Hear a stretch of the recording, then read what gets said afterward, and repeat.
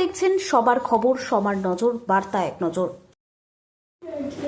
ভাবতরঙ্গিনীর বসন্ত উৎসব দক্ষিণ ২৪ পরগনা জেলার বজবজ ২ নম্বর ব্লকের হুগলি নদীর তীরবর্তী স্বদেশী মেলার মাঠে অনুষ্ঠিত হলো।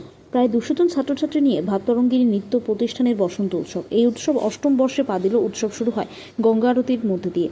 এই এলাকায় প্রচুর মানুষ এই হুগলি নদীর তীরে সন্ধ্যাবেলা দেখার মতো ভিড় হয়ে সবাই মুগ্ধ হয়ে যায়। এই অনুষ্ঠানে উপস্থিত ছিলেন বজবজের বিধায়ক অশোক দেব, রায়পুর গ্রাম পঞ্চায়েতের উপপ্রধান রাজকুমার প্রামাণিক এবং নোদাখালী থানার পুলিশের আধিকারিকেরা। এই উৎসবের মূল ভাবনা ছিল বাউল এই প্রতিষ্ঠানের মধ্যে দিয়ে প্রধান শিক্ষিকা সেবন্তী হাজরা উনি বলেন যে ছাত্রী সংখ্যা ভাই ২০০ জনের মতো, সকলের সহযোগিতা ও অনুপ্রেরণা আগামী দিনে ভাবতরঙ্গিনী নৃত্য প্রতিষ্ঠান আরও সৃজনশীল কাজ করবে। অরুণ লোধ, বার্তা এক নজর। বসন্ত উৎসবে পার্টিসিপেট করেছে এই মেলার মাঠে, আমাদের এই ঐতিহাসিক মেলার মাঠে আমাদের বসন্ত উৎসব চলছে। সবাইকে আমন্ত্রণ রইল আমার বসন্ত উৎসবে আসার জন্য। শান্তিনিকেতনে বসন্ত উৎসব হোলি ও আবির রঙের উৎসব, যা রবীন্দ্রনাথ ঠাকুরের গান, খুব পছন্দের গান।